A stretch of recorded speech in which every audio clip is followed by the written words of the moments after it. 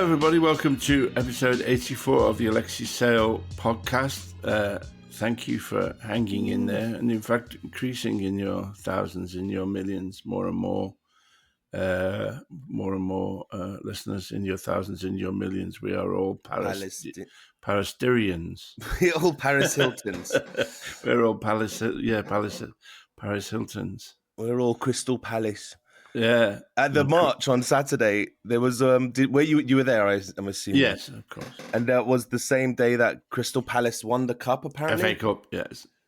And they were all marching at the same time. There was like we could hear football chants happening off. But Crystal Palace Palestinian Solidarity Campaign had come on the march rather than watch the match. Yeah.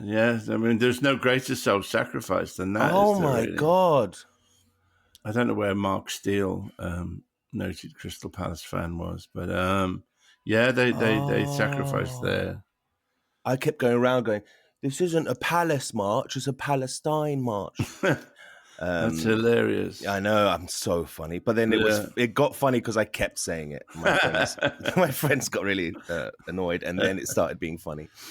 I didn't know that. Okay. Because we were like complaining about it, but I didn't know that they were there in solidarity. Yeah, so big up and props to them, I guess. Absolutely. And congrats for winning a nice cup. Well, yes, especially against, a kind of team financed by the Saudi war machine. Yeah, not quite the Saudi war machine, but certainly the Gulf war machine. Yeah, but is it Qatar owned? Qatar. It's not Qatar or one of the Emirates. Funds Manchester City. Yeah. Whereas I don't quite know I forget what the owner of Crystal Palace is called. It's just a local property. That's cool. And Palace is my local team, so but I really don't give a single flying fuck about it. I'm happy for them. Yeah. Oh wow, I didn't realize that. And congratulations to Spurs for winning the Europa Cup last night. I thought they were really bad at the moment. Isn't that something you were saying? Yeah, they're both. It was. It was bizarre, really. I think they're like after the teams that get relegated, Manchester United and Manchester United and Spurs are the next more or less most relegatable, and yet they somehow managed to get in the Europa League, and then. Spurs won, I think, with a goal that basically came off the arm of a Manchester United player. What does that mean to be relegated? Well, you go down to the Championship. It's blimey, you don't know anything about football, do you? No, you go down. 3 teams have gone down this season. Ipswich. The 3 teams that came up have gone back down. Ipswich. Was that being demoted? They've been demoted. Yes. They've been demoted. Leicester, Southampton, and Ipswich.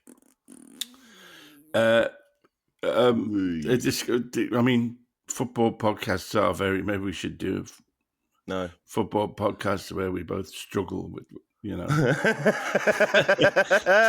the indifferent in your case and ill-informed in my case. Football podcast. Actually, we should at least oh my God! Send our support to Comrade Gary Lineker, who's been the object of remorseless attention from the Israel lobby and has finally left the BBC. And he's a good guy, really. I mean, it's absurd, obviously. One of the people on the BBC board is a guy called Robbie Gibb, the BBC fucking board. Robbie Gibb, who was appointed by David Cameron, but the Labour Party has kept him on, was listed for many years as the sole owner of the Jewish Chronicle. The Jewish Chronicle is fanatically pro-genocide, pro-apartheid. Didn't used to be. I used to like the Jewish Chronicle in the old days, but it then under a guy called Stephen Pollard and then an even worse individual called Jake Wallace-Simmons. And it's been censured 40 times by the feeble Ipsos, the press regulator, that for a magazine, for a newspaper that only goes out once a week, is phenomenal and toothless. And also been sued 4 times successfully. And if you know how difficult it is to get liable damages, that's to pay out massive liable damages. For what?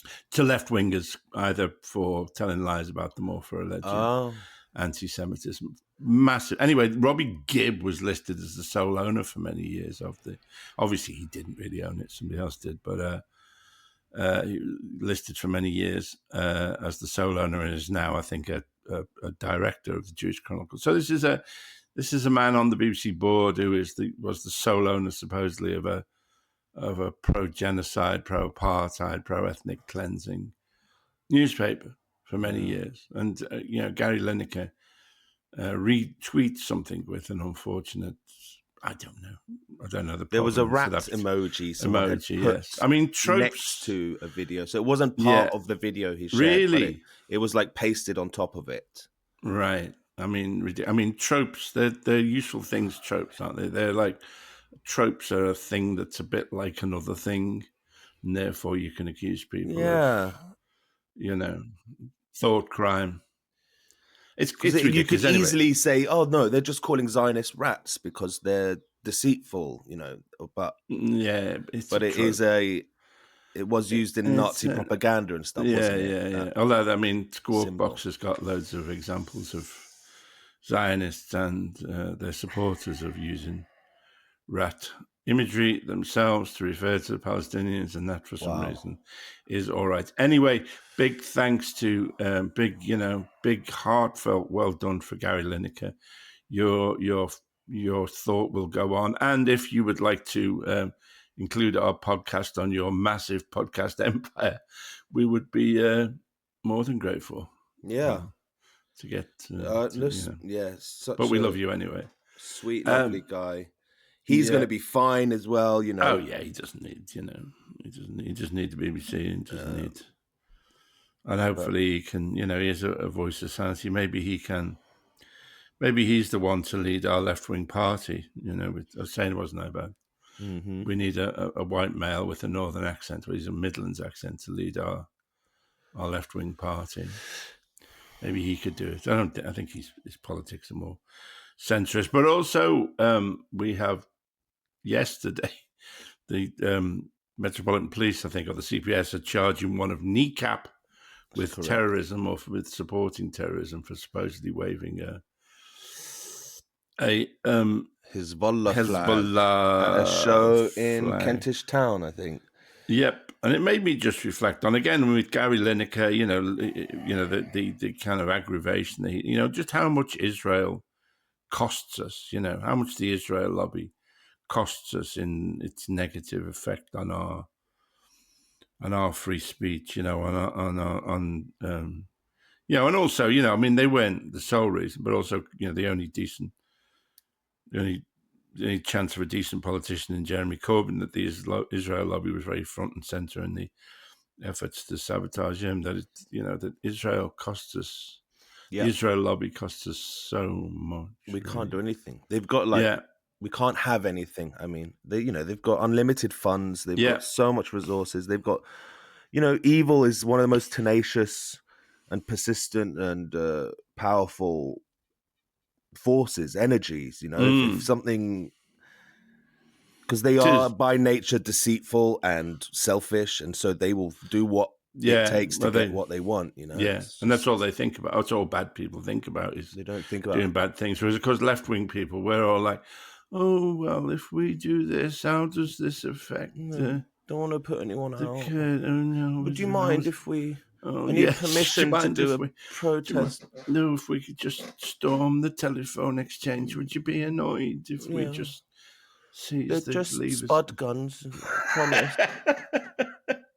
We said because we're thoughtful, because we're nice. We worry about, there's a rare nest of rare harriers on the roof of the telephone exchange. We can't fire artillery at it. Oh dear. Anyway, at least we're the good guys. They're the bad guys. If you put a fucking coconut on a placard, you literally have to go to court and ruin your life, do a whole fucking court case and shit. Yeah. Whereas Zionists will go on TV and just barefaced lie to the public all the time, presenting it as fact. Yes, they will. They lie and they liars. I think somebody brilliant once said, ruin people's careers, and kill tens of thousands of children. Yes, you know, and we've seen, not losing any jobs, not fucking getting any being consequences on the board of the freaking BBC.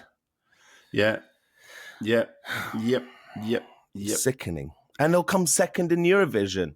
Well, that's also, yes, it was Eurovision. I mean, that's another effect. Because they clearly, they plan to rig the vote, and we're voting from Israelis, and Israeli supporters were using multiple credit cards, as I understand it, to vote all around the world, and they clearly rigged the public vote. Yeah, and that's even if they cost. I mean, I don't care about Eurovision, but I mean, they've poisoned that as well. They've soiled Eurovision. Something that's meant to be like cheeky and fun and silly. Yeah. They don't even need to rig it, because anyone who's a Palestine supporter just simply didn't watch it or call or care or vote or anything. And then all the Zionists obviously are just going to all vote for Israel. So it's it was doomed. It was not doomed. No, but it's another thing that they poison, isn't it? It's another thing that they kind of politicized. The obvious things. How can they ban Russia and not Israel? Yeah. It's and Israel's not even in fucking Europe. That's the irony of Israel, is that they're dying to be considered European. Don't. They're the only white country in the Middle East. Sorry, the only democracy in the Middle East. That's what I meant. That's not even true. Yeah, it's not. But yes, but also to come back to kneecap. It's also, as I think many people have written about, the ludicrously wide parameters of the British Terror Act that clearly the Hezbollah, is no. I mean, we have people from Sinn Féin, whose political wing, the IRA, killed British troops and killed British civilians. The founders of Israel killed British troops and killed civilians in bombing attacks, but that's all being forgiven. So the definition of who is a terrorist, I think, is entirely fluid. And I have a friend who is a senior diplomat in the Foreign Office who said the only reason that Hezbollah was designated a terrorist organization was because of pressure from the Israelis. Hezbollah has only got one enemy, that is Israel. I know you're not particularly fond of them. They are murderers. Well, the fuckheads. They kill civilians. They do. And they kill Palestinian and Syrian civilians intentionally. And so do, yes. But that's, that's they use, the definition of terrorism seems to be people who use force for political ends who aren't us, really. And whatever you think, they have no. Britain is not their enemy. Their enemies are within the Middle East. Yeah. And why is a member of a Northern Ireland rap group being prosecuted for waving their flag? It is absurd. And again, it's another. It's obviously about paying a price for speaking out. It's a fucking artist doing art, he's clearly making a parallel, drawing a parallel between Hezbollah and the IRA and making a wider political point. And just being a punk musician, Yes. Yes. It's so fucked. Anyway, And it makes me think, we do this. And this goes out to the public. Yeah. And we in no way, well, you just said something, you've been negative about it. We could get... Who knows what they'll handpick from everything we've ever said, and twist it and say, "Oh, this is a terrorist." Oh, all kinds of things, yeah. And anyway, it's like we're just two idiots chatting shit and like doing our art. Somehow, this is actually art that we're making right now. Yes, this microphone is my paintbrush.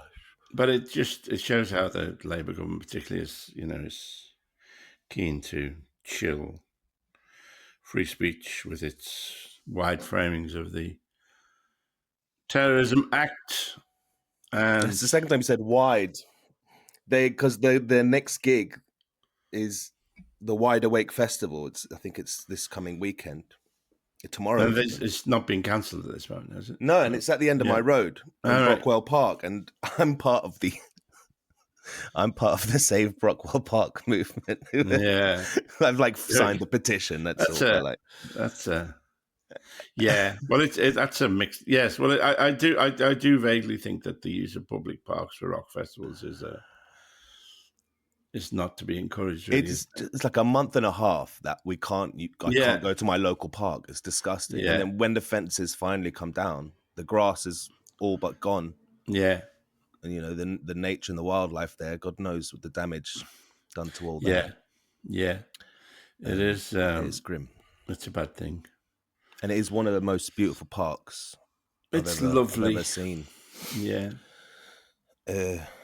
But maybe we should just let Kneecap perform and nobody else. Yeah, and that's the conflict for me. It's like I want them to have a headliner. Yeah. A good show. Yeah. Yeah. That'd be interesting. Just Kneecap. Interesting to see. So anyway, we've just come off a run of was it 3 live shows at the Museum of Comedy. Yeah. Feels weird not having scores of people in front of us right now. No, there's my house. Yeah. It's party central all the time. Wow. I've got back my fruit bowl. Got my fruit bowl. Oh, it's still depleted. There's only oranges by the look of it. There's one brown banana in there as well. All right. It's a bit depressed, yeah. It's been nice. So how does it feel for you? Yeah. Now, compare and contrast live show and Zencastr recorded show. Well, I think obviously you have to be a bit more. You have to be a bit more on the button, and particularly this podcast. You have to, because you face an audience, you have to be more on your toes. Really, beautiful, beautiful atmosphere. I think that just really, and I mean, it's only a small room, but it's. I think the last 2 were sold out, weren't they? The first, it's slowly built, really, and it's something that we want to build on. We've put in another block of. I don't know if we quite confirmed them yet, but we put another block in July and August on a Sunday. We thought we'd go for Sundays. I hope that builds up, and then also, if I think why not, try it in a larger room as well. Do it at the Leicester Square Theatre as well as There's talks about doing that once a year. Yeah, we're going on the road. We're going hopefully to Liverpool and Shoreham and University of Kent. It's easy, it's nice. It's it's a way to interact with the public without having to. Have you gotten used to the feeling, to the idea of stepping out there with little to nothing prepared? Yeah, well, I was never not used to it, really. I don't know whether there'll ever come a point where I run out of things to say, really. I mean, so far it's just kind of. I have no, I don't really. I mean, I've got the odd thing in my mind that I want to talk about, but yeah,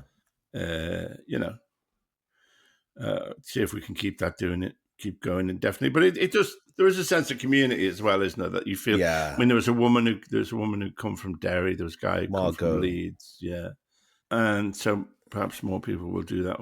Come and just to sort of see us and you reminded me. Chat afterwards. Steve came. That might have been the Leeds guy. Is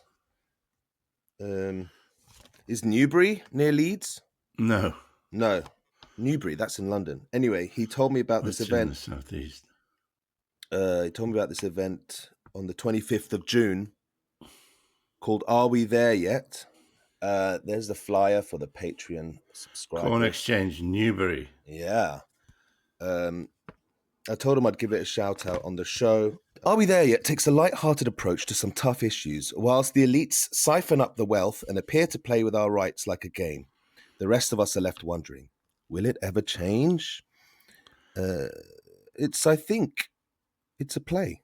And then there'll be a Q&A afterwards. Okay, all right. A comedy, multilingual storytelling, absurd spectacle. The play delivers a message of hope, unity, and compassion. Steve was really nice. He's a Patreon member. Nice. Yeah. I like a show in a corn exchange. Yeah? Tip the balance with me. If I see something and it's in a corn exchange, I'll go and see it, but I'll only pay in corn. That's a good point. Yeah. It says it right on the door, mate. There's a hop exchange in Borough. In fact, I knew a bloke. I think he must be dead now. It was a hop trader. I think In Damascus, we have the daughter exchange. Sorry. That was funny. I really appreciate everyone who came to the live show. It was a really nice sense of community, a nice mix of Patreon members, non-Patreon, and even some people who'd never heard the podcast. Yeah. Hopefully new listeners to the show. Yeah. And that last show that was fully sold out, we had the least prepared, and I found it really exciting. And yeah, like you said, there's always something to talk about. But there was the odd moment where we'd like catch each other's eye, and we knew that neither of us had anything, and then we'd have to pull a new topic out of our asses, and it was fun. And I think the feedback I got is that people really enjoy that. That's the podcast experience as well. Yeah, several people have said to me that's what they've come for, is to see that excitement and to know that we're all on the same page. No one knows what's coming next, including us, and that's the podcast experience. And thanks for all the lovely feedback, and comments. Yeah, no, more and more, and we keep. So we've got a block of another 4, and then once around the country, and it's easier than doing. It's easier than going out and doing stand up, which is too it's just too nerve wracking, really. I find. Can I just mention, seeing as I mentioned feedback, it'd be nice to just remind people your feedback really matters and it really helps the show. If you leave a review on Apple Podcasts or Spotify, wherever you listen to this. Yes, our listeners are still very bad about that, aren't they? We've had 545 ratings. Right, they're good then. All right. Apple. Yeah, they're not bad. There's a guy on YouTube that listens to like ratio is still a bit I love tragic. Him. Every week on the comments, he's like, only 15% of viewers have liked this video. Oh, come on, guys. Yeah. Support Talal and Alexei. I'm like, go on, brother. Yes, please. His name's Rob, I think. We appreciate your work as well, friend. Yes, comrade. Salute. Yeah. But yeah, like Zapata Mustache. Oh, could that possibly be your friend? No, it's a type of mustache. Oh, it is, yeah. But your friend who illustrated Alexei and the Imaginary. He's not called Zapata. Zarate. Zapata means shoe. Zapata Mustache on Apple Podcasts wrote a 5-star review. Long-time Patreon and worth every penny. Although we get nothing in return, which isn't true anymore. You get to see the full video episode, the full video podcast every week.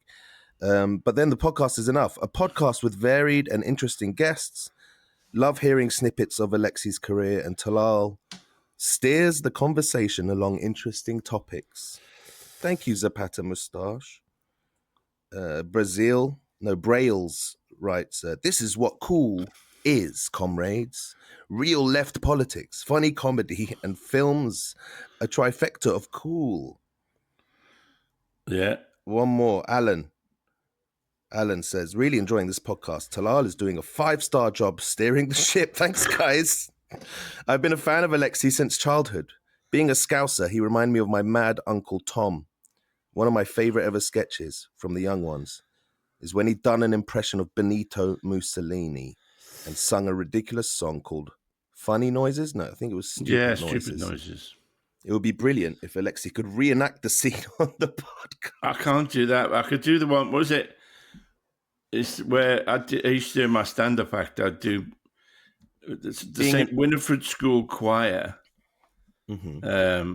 We were a chart-topping act for a while. It was a group of tots from a school somewhere up north, Oldham or somewhere. St. Winifred School Choir. Are they the ones who did Grandma, We Love You? Yes, that's right. Oh. So it's a triple impersonation. So it was George Formby, Lancashire entertainer, doing the St. Winifred School Choir, singing about Mussolini. And what did they go? Oh, Mussolini, we love you a lot. When you left your home for a wander round Rome, you were hung from a lamppost and shot. Oh, I'm hanging from the lamppost at the corner of the square. So that is many forgotten entertainers there. St. Winifred School Choir, Where Are They Now? And George Formby. Turned out nice again, ain't it? Oh, I'm hanging from the lamppost at the corner of the street in case a certain little lady goes by. Oh, me. Yeah, there you go. Because the bit you did in the Young Ones was from your stand-up, wasn't it? About being mistaken for Mussolini. Yeah, but I used to. Yeah, in a nightclub, right? Yeah. And is that actually true? No, I mean, no one ever. Obviously, no, I mean, did anyone ever say you look like him? It doesn't. Yeah, well, I can't remember where it came from, but I just realised that I did. I don't want the beard now. That I don't look like him necessarily anymore, but I looked a bit like Mussolini. So I would, it was a range of bizarre impersonations that I used to do. At the end of my act, Bertolt Brecht was the other one, and Benito Mussolini. You know, it's just the people I happen to look like. Yeah, Brecht was one. Yeah, that's it. But I liked that it was so, so absurd even then to be doing, even in the 80s, to be doing impersonations of Mussolini. So. Iconic, man. Yeah, it was. I liked scene. I liked the stupidity of it. You're like a police constable, isn't it? And Neil comes in to get a job. It's in. I think it's in Money, or is it where they're all broke and Neil wants to join the police. Neil wants to get a job, and it's got one of the funniest bits when he like smokes the bong and then instantly just shoots off into the sky. Yeah. And you walk off and sing Stupid Noises, which I want to adopt. It is unofficially the name of my podcast production company, Stupid Noises Podcast. I'm working on a jingle. We're going to hear that at the beginning or end of every episode. Right. I'm going to kind of me and my friend are going to recreate the song and make a jingle. Because I spend a lot of time thinking about what I will call my production company if I ever have a production company, which I never will. That's one of the things I spend the most time thinking about. Well, why don't we be co-owners of this production company? All right. Does that kind of cost me money? Oh no, I'll do it all on the cheap. Don't worry. All right. So, but we got this Noises podcast. We got my brother's podcast, Arm's House to Your Mum's House, and soon, hopefully, me and Sammy Abawerde are working on a podcast idea. Well, it's a good name, Stupid. Yeah, it's a good name for a podcast company, isn't it? Stupid Noises. Yeah, it's very good. I wish I'd thought. Well, I did think of it in a sense. Yeah, you did. But you stole it off me. But I do spend an awful lot of time thinking about my Microcosm Entertainment. That is my good morning, Microcosm Entertainment. How may I direct your call? That's right. Mr. Taylor's on a Zoom at the moment, but he'll call you back in 5 minutes. Hello, Microcosm Entertainment. Number 7595 La Brea Boulevard, Los Angeles, Hollywood, 7290. That'd be our headquarters. What would he be producing? Well, we'll have several divisions, obviously. The movie division, the Matt Damon story. We'll have a podcast division, obviously, because that's like, and TV, a lot of different series. Constantly pitching. We've got a pitch meeting every week. Netflix. We've got a series. We're in discussion with Apple to do a series. A series called Lex, and it's a fictionalized version of you. Yeah. And it's just a very kind of grounded, down-to-earth sitcom of you living your everyday life and all the funny... And all my crazy friends and my crazy Arab friend who will not be... Talal will be played by somebody else, but not you. Obviously, yeah. You played by an Italian guy. I can't get a fucking break. By an Italian guy. Hey, listen, back in Syria, we know how to make a podcast. What else have we got? The George Formby story. It's a series about George Formby. There's making that for Paramount Plus. An interview series. Yeah. Strangers on a Palestine march. And it's just marching and interviewing people at the march. Good idea. Good one, isn't it? You should expand Strangers on a Train and do it change the word train to other things. Yeah, it doesn't really work. We've tried everything. Strangers in a taxi. It only works in a train. Oh. We could do it. We could produce a new Eurovision Song Contest alternative for the progressive left-wing pro-Palestinian crowd. It's entirely just featuring Kneecap. Their every song is Kneecap. They're just waving a different flag every time. Yeah. And it's not a Hezbollah flag. Well, no. You're coming around tomorrow and we're going to film we're going to film like a TikTok video where I dance and then break off and explain the theory of Marxism, economic and philosophical theory of Marxism. Yeah, dance a bit more. I don't know what track we're going to dance to yet, but I've been thinking a lot about whatever the most trending song is. All right. Should we just do that? That's kind of got to be the bit, isn't it? Is that how you do it? Well, if you have to be able to dance, it has to inspire me to dance. But yes, I suppose so.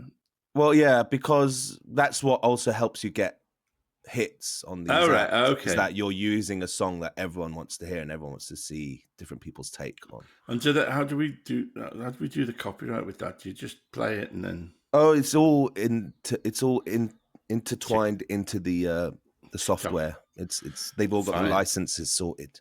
All right. So what do that tomorrow. So you're gonna So I'll dance. You definitely want to do the dance, pause, say something, dance again. You don't want to. I think so. Well, that makes. You know what? It's a format you created. It's your thing. Yeah. I'm cool with it. Let's not. It might be humiliating. Yeah, are you not worried that people are going to think you're pathetically grabbing at meme culture and trying to latch onto the youth? Well, because I am.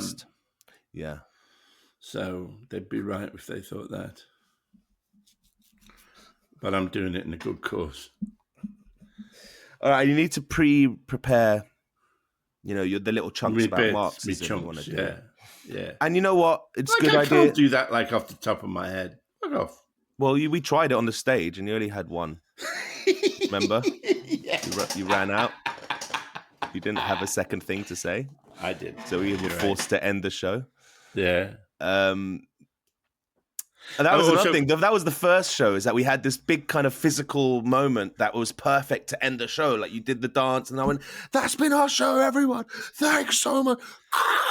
And everyone went crazy. And then it's not a thing you can force, though, is it? Because I thought that's a great way to end the show. Yeah. Hopefully the next one will have a big thing to finish on. Yeah. But I realized that you can just end the show without doing that. But yeah, it was magical when that happens, I guess. Yeah.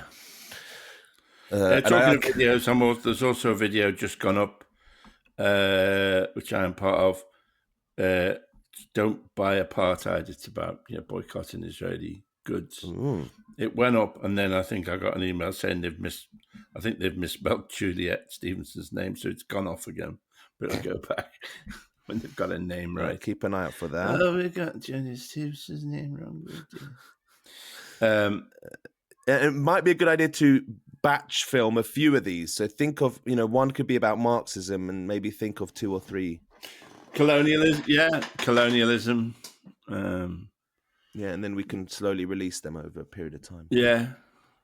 And then, if they don't, but I'll tell you now, if it's not if it doesn't trend, I'm only doing it if it's dead popular. Yes. If it just does look like a pathetic fat old man kind of wiggling about, saying incomprehensible things, while dancing to a track from Teddy Swims. I might see if my brother's available to come and help us film it, because he's very good at all this. Right. He's so good at producing and editing videos. It blows my mind, actually. All right. Let's do that then. Co-op. You mentioned boycott.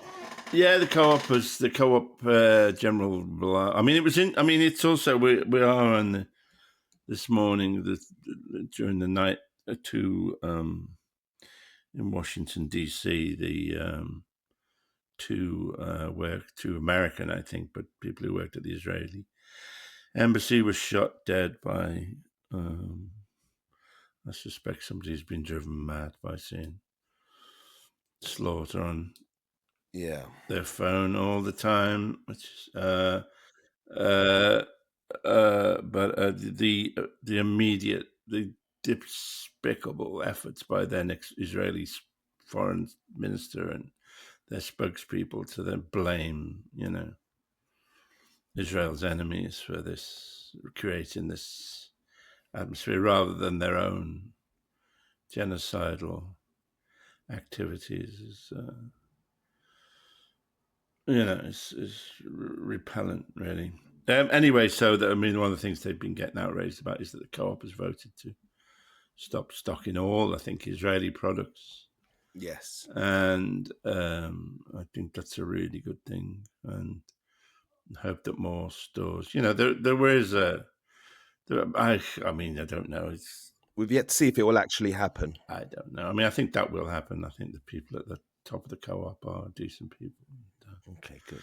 That will happen. You censor certain people. That it has to get to this before the wind changes, that people see the true nature of Israel, the true genocidal, fascist nature of Israel. That has to murder, probably hundreds of thousands of innocent civilians, use starvation to see the arrogance and the vile nature of Israel and its spokespeople.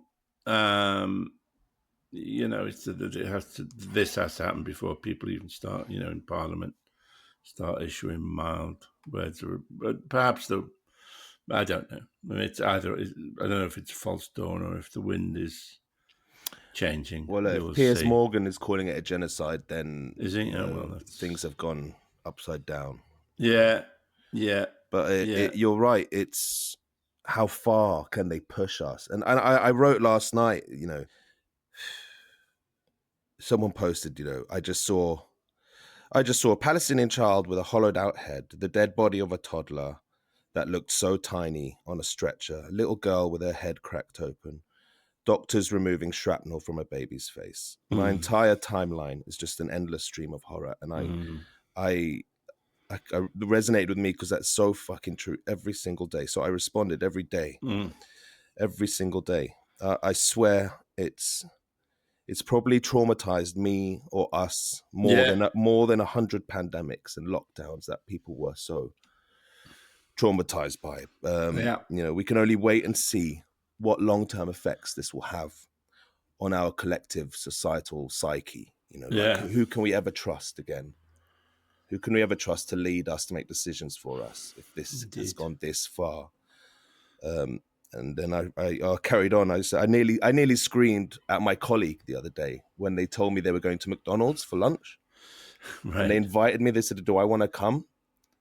And I just fucking shut down. I nearly screamed at their face in a work environment. And I just bit my tongue. I said no, and I walked away from it. So don't ever tell me you're going to McDonald's, please, if you're my friend. But no. That kind of reaction. It's the first time I've been face to face with someone who, I'm hoping they're just blissfully unaware of any Zionist connection with McDonald's. Yeah. But someone I consider a friend and a colleague, I nearly fucking screamed their head off, and that was a trigger. That was like I'd been triggered. Yeah. And this is from the trauma of seeing this every day. And how can anyone support this financially or politically? And what the fuck has it done to us? We don't know yet what this has done to us. It's true. The trauma is ongoing, and it's, for anybody with any humanity, it's really deep and long lasting, really. And again, that's another price they have made us pay, that they have destroyed our serenity. That country, that terrible country, has destroyed our serenity. It's just like we're surrounded by fascists, racists, cunts. Suddenly, if they're calling it the racist idiots are calling it a white genocide in South Africa, and yet ignoring Palestine. Yeah, people going up in arms and crying, hearts bleeding for Ukraine and flags in windows everywhere, Ukrainian flags. And why have I reached a point where I resent that? I should be, supporting anyone who's fighting war or against war and killing. But I see a Ukrainian flag and my instant thought is, where's your Palestine flag? It is fucking destroying us, Yeah. And we've seen people burn themselves. Yeah. Alive. I thought of that. It's made me think, guy set fire to himself, Like someone cracks and goes into an Israeli embassy with a gun, it's like the world is going fucking crazy. This is all the price they've made us pay, and they need to. And yet you still have Jimmy Carr go to the British Museum and host the Israeli birthday party. What's her name? With the other, the lesser of two eagles. It was the Maria Eagle. MP for goddamn Garston in Liverpool. Vile. What are you think? How much must they have paid him? Because if he supports Israel or not, he knows what that will do to his public image. You're going to instantly split your audience in half. Or I don't think he cares. Doesn't give a fuck, does he? No, he probably. I don't know how political or politicized he is. Really, I don't know. How politicized you have to be to know that that's fucking ridiculous. Yep. So now we have to boycott the British Museum, as if we didn't have enough reasons to. But that they would host that event. Yeah, it's a tone deaf on their part, say the least. Again, they were obviously paid a buttload of money, presumably. Have you ever hosted an event you regret, or done a gig and stood there and go, "Oh shit, what have I done?" No, because Linda usually stops me. You're so lucky to have her. She's incredible. Yeah. I'm like, oh, how do you? She's, no, you're not. I don't think. It's BP, Alexei. You're not doing a gig for BP. Yeah. I don't. No. I think she's usually stopped me before I've been inveigled into supporting anything dodgy. But yeah. Yeah. We all need a Linda in our lives, man. So you're blessed. I've made myself really sad. Can I ask you for your advice? Do you remember a few weeks ago, or maybe a month ago now, we said we were talking about we need to create a hit Palestine song. Yes. That will become incredibly catchy and everyone will fucking love it and it will help spread the message, Yeah. So I've had this idea in my head for a year and a half now, but I couldn't quite get the lyrics. And with the help of Sami Abawardeh, I think I've kind of landed on something.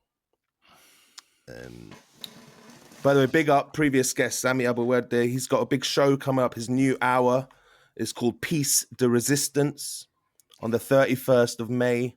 We're going. Where is it? We're going. It's at the Theatre Teatro Technis. Yeah, that's the one. Teatro Technis. It's near my house. It's Andy. Oh, good. Here we go. Yeah, Teatro Technis, 31st of May. It's also on the 26th and 27th of May. Please support the dude. He's a Palestinian comedian who is out there, who has, I can't wait for you to see him. This could be a complete failure like the last time I took you to see a Palestinian comic, but he has you're going to see how it actually is done, to do politics and anger and comedy all rolled together. I'm going to show you the amazing artwork of the flyer for the viewers, for the Patreon viewers. And look at is that real Arabic? Yeah. Maybe he'll get arrested for that. I'd be surprised. All right, 26, 27, 31st. You're asking about a song. So yes, so my idea is a parody, and I don't know why no one's ever done it yet, but a parody of the most catchy viral song of all time. Right. It's Sweet Caroline. Right, I hate that song, yeah. But you say Free Palestine. Oh, right. And then what we have so far, We will soon return for good, for good, for good, for good. You're out of time. We'll take back our neighborhood. So we need to workshop this. People out there, I'm making this an open forum now. We need to rewrite the lyrics of Sweet Caroline, sing it at the marches, do it on your social medias, at the football stadiums, and make it go fucking massive. Make it Free Palestine. I don't know who I mean, when I play that funky music Jewish Boy. Yeah. Which I did on my album and studio album, I think, and then I did in Alexei Sell stuff. It turned out my top team of lawyers managed to arrange it so that I had to pay all royalties to a band called Wild Cherry, who originally recorded Play That Funky Music, White Boy. And I got to keep none of the because so I don't know how that works. I mean, it's a Neil Diamond song, isn't it? It's a Neil Diamond song, yeah. I wonder who wrote it. Well, that's only if you release it and make money off of it. You can't control people in the streets singing it. No, that's true. All right, yeah. So have you got any instant reaction to that? Free Palestine. I hate that song so much. Me too. I fucking hate the song, but it's so popular. And if we made it Free Palestine, maybe we'd learn to love the song. Yeah. So you'd either people with the other people stop singing it, which either way it's a win-win, really, isn't it? People at rugby matches might stop singing it if they thought to be singing about Palestine. So that's a win. Yes, I heartily approve this project. Well, I don't want to think of any of the words, but anybody wants to contribute to the lyrics. I'm looking online for Neil Diamond Palestine to see if he's made any comments on Palestine. But I have seen that a couple people have obviously thought of this idea as well. Oh, right. Nothing massive. So it's an obvious thing. Free Palestine, Sweet Caroline. Let's make it happen, please. Okay. I'm sick of hearing that song in pubs and football clubs and all that. Oh, so much. So let's change the words to something we agree with. Send in your suggestions. Comment on the YouTube. Write it in your Apple podcast review. Send me a message on Patreon. Put it in the Patreon chat rooms. If you want to support the show, help the show out, keep me in a job, then go to patreon.com/alexeisaylepodcast. That's patreon.com/alexeisaylepodcast. We have 2 chat rooms in there. There's a chat room where we can all just chat and build a little community. And there's another one with questions for you, direct questions to you, which we'll get to in a second. We also post video versions of every podcast episode on the Patreon. You can see the live shows we did at the Museum of Comedy, and any other bits that we come up with. I might put some behind the scenes stuff of this viral meme we're going to make tomorrow on our Patreon. And I need to let listeners know, do not sign up to our Patreon through the Apple app. If you have the Patreon app on your iPhone, don't sign up to our Patreon there, because Apple add a fucking fee, and they take that. They add like £3 to it or something, and that all just goes to Apple. So do not use the Patreon app to support us. I love you. Please use your web browser and go to patreon.com/alexeisaylepodcast and sign up there, and then use your app to log in and do whatever you want to, but don't use the app to sign up. I beg you. They take a cut. And anyone who has done it, I'm really sorry. Cancel your membership and re-sign up on the website, because you'll pay less and you won't be giving money to Apple for no fucking reason. No. I'm glad I got that out. That came to my attention and fucking shook me to my core. Yeah. Selfish assholes, Apple. Patreon questions. Michael Sellers asks, I wonder if Alexei has ever seen John Carpenter's They Live. Possible film club watch? Film club. We haven't done a film club in ages. We haven't done that for a while. Live shows. Doing live shows. No, I haven't. No, so no. The first hour of it is so slow. It's an iconic film. It's the film where the guy gets the sunglasses, and when he puts the sunglasses on, he sees the real world. Oh, I have seen that, I think. Yeah, it's a really good film. And there's actually. like demons I didn't everywhere. know that was John Carpenter. Yeah. That's really interesting. What's your favorite John Carpenter film? I don't know. It was one of the... Is that a John Carpenter one with it's set in space? In space? Yeah. He did The Thing. He did Escape from New York. He did Assault on Precinct 13, which is stunning. Right, iconic, Nick. A space one. I'm looking. He did Halloween. Don't like horror Big films, Trouble in Little China. I can't see any space movies he's done. Forgive me. I have to think of something else then. Somebody else. Oh, there is a film called Dark Star. Yeah, that's it. Yeah, that's really good. I really liked it at the time. Never seen this. Sci-fi comedy, a satiric look at the problems experienced by a crew of bumbling astronauts on a mission to destroy rogue planets. Yeah, I think it came before, kind of steampunk and all that. It's I think it's a very original film, that either predated or influenced a lot of other films, Alien and what have you. Wow. Yeah. Micro budget. Yes, it's very cheap. $60,000 was the budget. Good God. That was a few years ago, but nevertheless. 1974. That's pennies. That must have been like his first movie or something. Even like I don't know. Let's look into this. John Carpenter's Dark Star, then. Do you want to make that our film club? I don't know. I'll think about it. It's a mighty responsibility. It is. When I'm not thinking about what name my production company, I think about what I'm going to choose for the film club. Weighs heavily on me. Well, we need to decide by next week, because the week after that officially should be the film club. Okay. Hey, I saw something interesting actually. This very week, Alexei, marked the 46th birthday of the Comedy Store. Oh, yeah. Did you know this? No, I didn't. There was events for I've attended events where there was the 30th and then the 40th. I don't know. Yeah, it's not a milestone. Yeah, birthday. yeah. I mean, they probably have Don's still alive at the 50th. He'll have a party, which will be 2029, I suppose. Yeah, go on. Yeah, and for 4 years. If you go on the official Comedy Store London Instagram, they did a nice post about it and featuring. Look at that. It's a young Alexei with hair. It's a young you with hair. Yeah, and before I was wearing the suit as well. Yeah, you were just wearing a jumper. Heaven forfend. God. And it says, celebrating 46 years of laughter. In May 1979, Don Ward, founder, CEO, and executive producer. Do you remember this person, Don Ward? Yeah, no, Don, yeah. Still a friend of yours?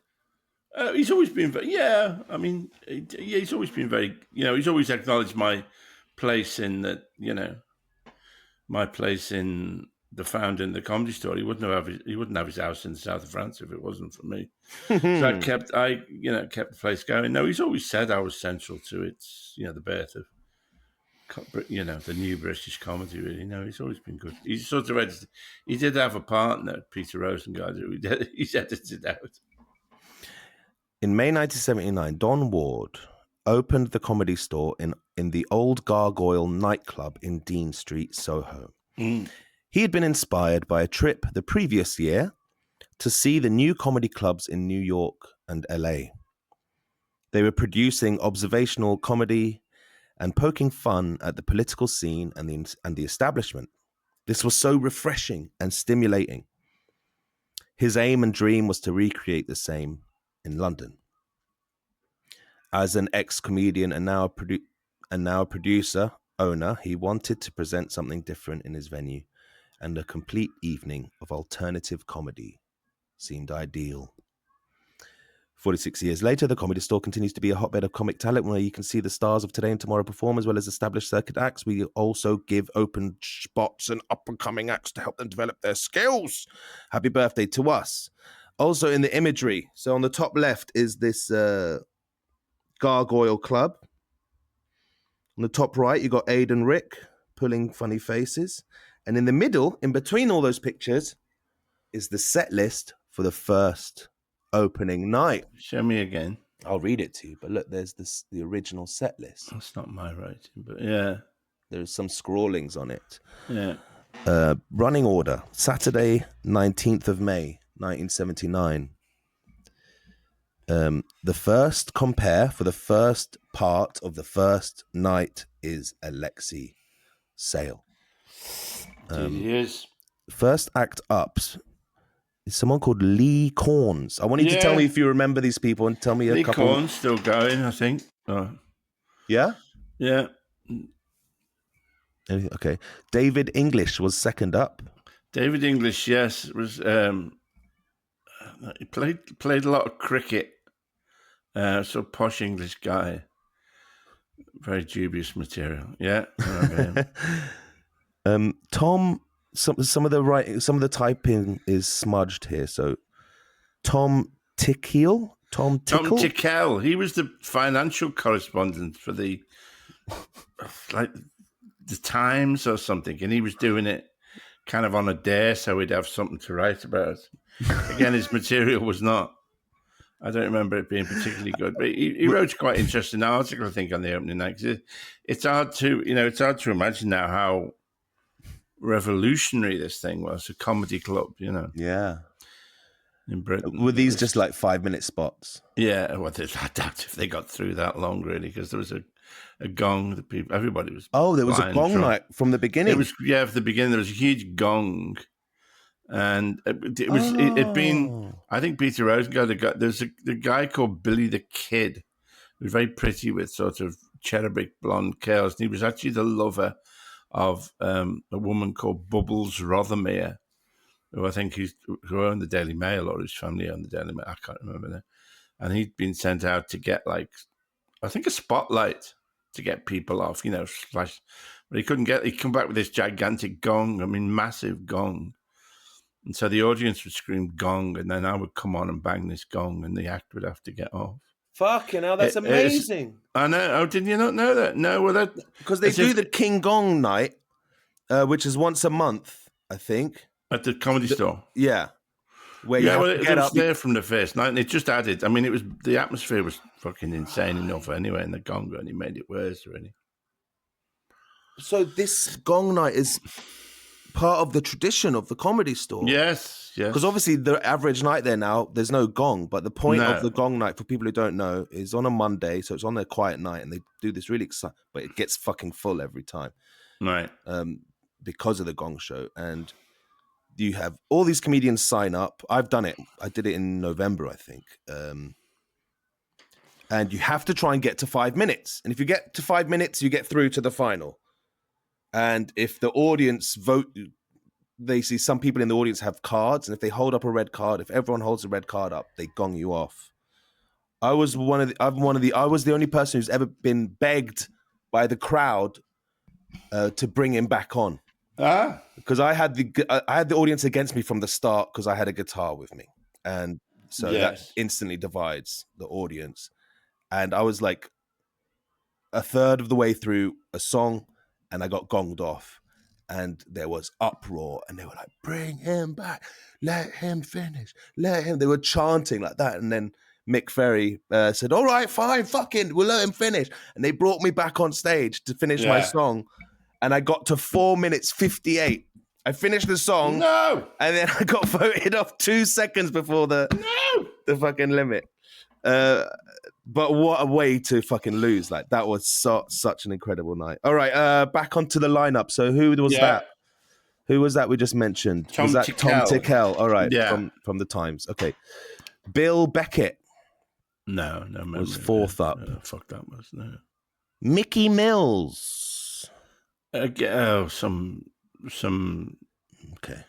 Cockney. I think was mistake. It didn't last very long. racist materials. Can't remember. Someone called Alexei Sale was on set. He was back. Yeah, well, I was on in between every act. I mean, it's the Gong was interesting actually because it taught me something very early on, which was that that some people, it's not question material. It's just some people are hated by the audience from the get-go. Really, it's just something that they emanate even before they speak that the audience doesn't like. And with other people, there is, the audience takes them right away. I think, Yeah, it's you need that. And if you're on the back foot, you need that that confidence really.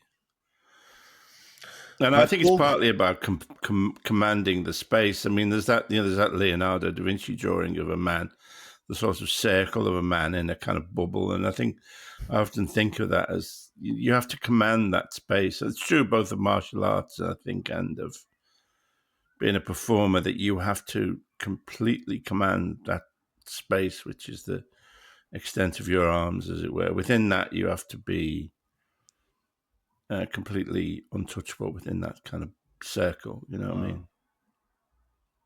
Wow. Little tip there. Yeah, lovely. That's very philosophical. All right, Adam Dates got crossed out. Maybe he was a no-show. Paul Goodman with a guitarist. Oh, yeah. I think he was in a folk duo. It says, comes on by himself, intros himself. Oh, yeah. Oh, did he? Fuck you. All right. And then Bob Payton comes on as the next compare. Bob Payton owned Bob Payton, a string of the Chicago Pizza Pie Company. He said he said to me, he took over the second half. It was about 3 a.m. by this time. He said, I was funny in high school. I wanted to find out if I still was, to which the answer was no, you're not. And I think his firm got into financial difficulties and he killed himself just to bring everybody down. But he took over after I finished. Fucking hell. All right, we got to wrap up, so we got to fly through this list. Arnold Brown. Well, we all know Arnold Brown. Why not? Still going. Do you know Arnold Brown? Oh, well, we're going to Arnold Brown on another occasion then. Bob Flagg. Bob Flagg, yeah. He was a founder member of Alternative Cabaret. Phil Monarch or Monarch? Yeah, he was, I think he was advertising copywriter. Simon McBurney and Sandy. Well, I think that's Sandy Toswig. Simon McBurney, of course, is a famous actor now. So did they do like sketch or something? I think so, yeah. I don't know. Brian Beck. I don't know who that was. And then something called The Review is crossed out and replaced with Jimmy and Clive. That's Jimmy Mulville and Clive Anderson, I think. Oh, my God. Stars of Cambridge Footlights or Oxford. Wow. I think Clive Anderson is one of those guys who, he's so unassuming and you wouldn't think, why is he such a part of comedy history? And it's because of things like this, isn't it? Well, yeah, he was, I think they were Footlights. I think they were Cambridge and that, Ed Sherman. I can't remember. Nina Feinberg. Singer. Yeah. John Keefe. Nope. Harry Dickman. Nope. Brian. Just as Brian. And then it says LCDEASBB. I don't know what that means. LC/DE/AS. That might be you. Yeah. /BB. And then the list gets cut off. That's at 22. And there seems to be more after that. And I haven't seen a mention of I think Rick Emma and Aid. Thompson was on that night as well, as I recall. What?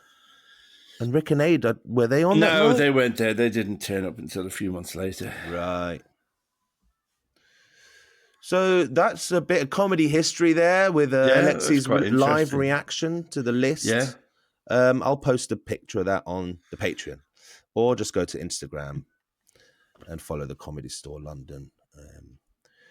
Right. It was, I don't know, we're over a time really, but it was one of the things I said at one of the live podcasts was that, well, when I've just done Mark Steele's podcast, and Mark was saying how before he got into it, he thought that comedy was magic. He couldn't see how you did it until he studied it and found a way. It just seemed, like a piece of magic that you could think of these things and then say these things. Mm. And then I said, I had the same feeling when I watched Robin Williams, that I couldn't see how he was doing it. We spoke about this in the last episode. And then I watched him, and finally I worked out what it was. But I never said what it was. And then Adam, the technician, came to me afterwards because he's interested in comedy and said, how did he do it?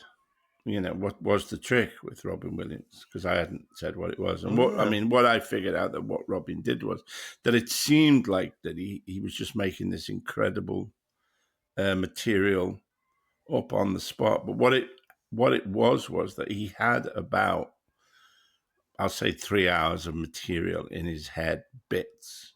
And what he would do is he'd just swap them around. And so there was no formal beginning or end to his act, but he had all these bits of material, and he would just, it appeared that he was making this stuff up, but it wasn't. It was all bits that had been worked out, and he just put them in different order, really, which still was just impressed me even more in a way.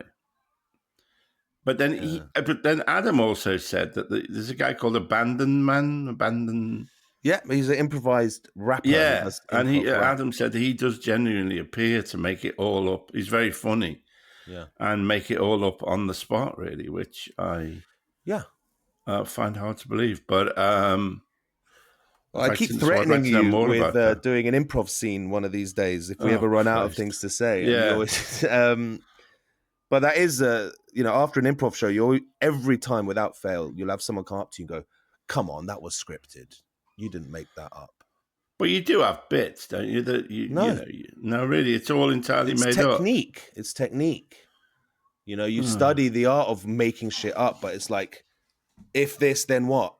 And it's the art of just agreeing with conceits and premises, and it's your story writing, your playwriting on the fly. But we all know how a story works. We all know how a narrative arc should work.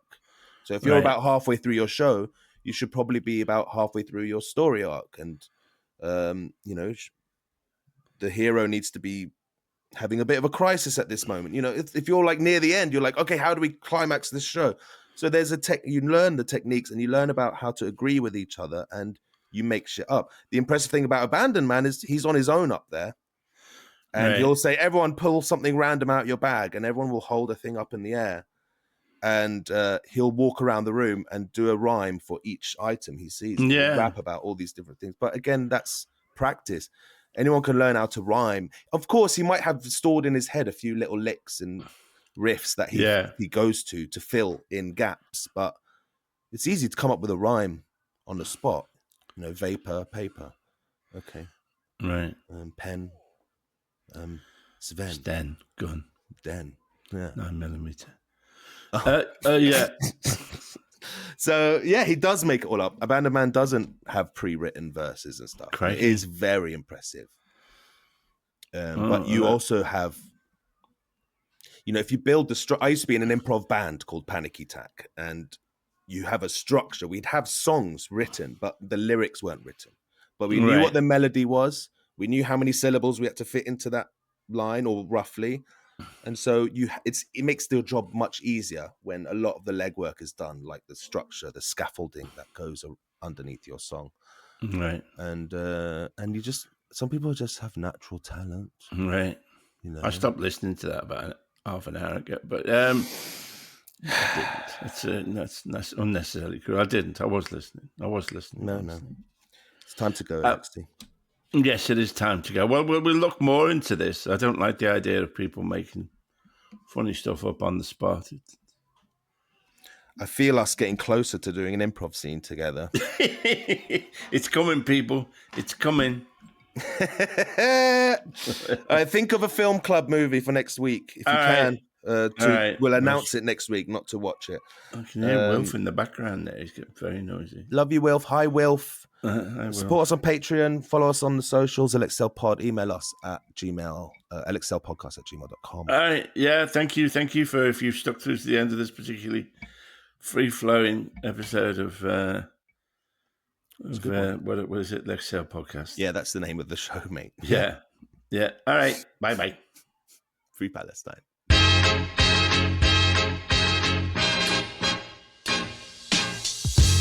You've been listening to the Alexei and Talal Podcast. This show is produced and edited by Talal Karkuti. Music by Tarbush Records. Thanks to Audio Boom for hosting us. Please keep your emails coming in at alexeisaylepodcast@gmail.com. Goodbye.